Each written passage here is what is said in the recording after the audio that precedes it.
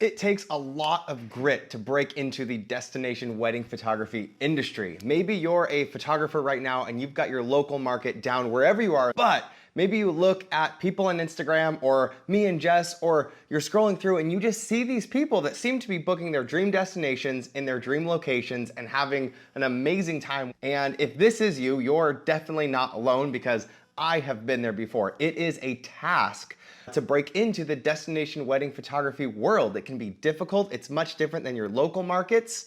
And maybe you're just frustrated right now thinking, how do I get there? How do I get into that world? Is it even possible for me to do that? Or maybe it's a little scary. Maybe you've got your local market down. Wherever you are, maybe you are a big fish in a small pond, and that can be really comfortable. That's not necessarily a bad thing, but you might have this desire stirring in you to go after those bigger weddings, the destinations, the luxury weddings in destinations that are far away from where you're at, that are beautiful and exotic. That was Jess and I a decade ago. I remember we were living in this tiny 400 square foot apartment. We just got married and I was just pacing back and forth around the one table we had because it was so small.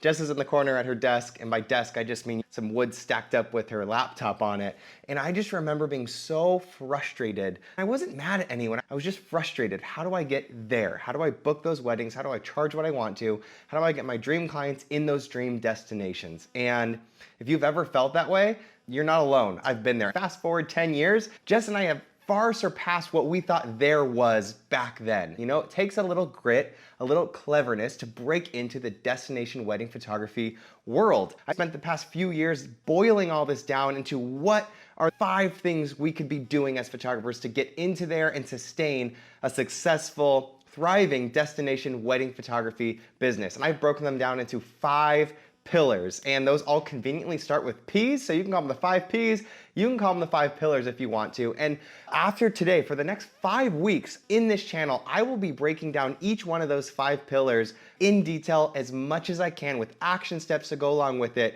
And my goal is, by the end of this series, how to break into and photograph destination weddings, you will be equipped to go out there and not just think you can do it, that you will actually have the proof to do it, and you will be booking those weddings, you will be going to those destinations, you will be connecting with the right people, and all the things in between. So today I'm gonna give you an overview of those 5 pillars. We're gonna dive in and I'm gonna give you a brief description of each of them, and then I will see you next week. Number 1 is perception. Number 2 is proof.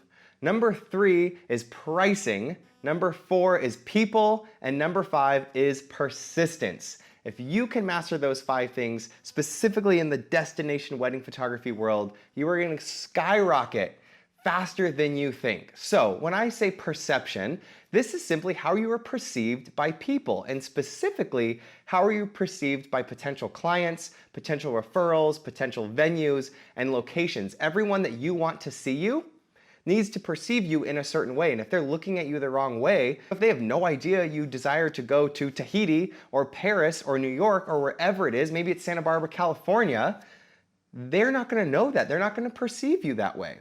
So that's very important, how you're perceived. Number 2 is proof. Now, perception is easier than ever to manipulate, and that can be good and that can be bad. If you're doing it in the right way of, I want to be a destination wedding photographer, I'm about to start being perceived by that, that's amazing. But we all know social media, the pro and con is you can kind of catfish whoever you want when it just comes to the online portion. The proof is what separates you from faking it. What I mean by that is, it is great to be perceived, but the proof is actually proving to the world, to your potential clients and referrals, that you can do this. And you might be thinking right now, James, that's great. I don't have any proof. What do I do? I'm gonna teach you. We're gonna go deep into that in a few weeks. But essentially, you gotta go out and get it. And there's a lot of ways to do that. Maybe it's a styled shoot.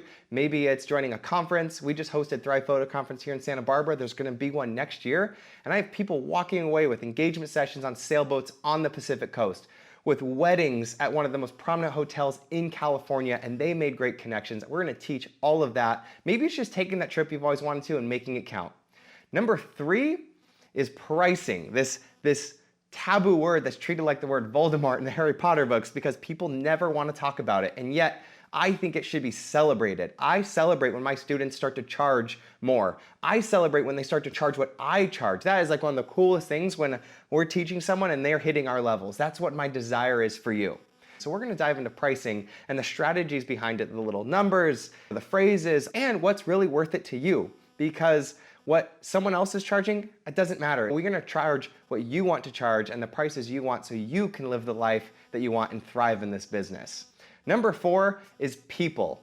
This is the most important thing. I wouldn't be anywhere near where I am today if it wasn't for the people in my life. So we're gonna dive into the connections, the people, how to communicate, who to reach out to, how to offer, how to ask, and to do it where it's a win-win for everyone.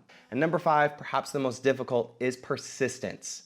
All 4 I just mentioned are useless if you are not persistent about this. If you don't know how to rewire habits and the grooves in your brain so that this becomes a lifestyle. It's easier than you think, and that wraps up the 5 pillars of how to break into and sustain a beautiful and thriving destination wedding photography business. It is perception, proof, pricing, people, and persistence. With those 5 things, you can go further than you ever imagined in the wedding photography industry. In the meantime, what I want you to do is I want you to write out these 5 principles, write them out and start to just think about them, ponder them, what they've looked like in your business, maybe ask yourself how you're perceived, maybe see what kind of proof you have or pricing or people. And I want you to do 2 things. I want you to label the thing you know you're best at. For me, it's people. I'm a people person, I'm an extrovert, and I'm Enneagram 7, and my strength is connecting.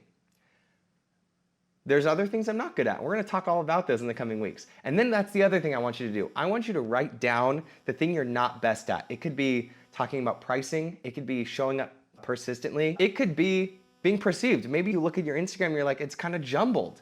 We're gonna talk about all of that. Those are the 2 things I want you to do. Write down what you're best at, write down the thing you're struggling most with, and that will give you a good base as we pursue into the next 5-6 weeks talking about these pillars. In the meantime, know that you are capable of great and amazing things, and I will see you in the next video.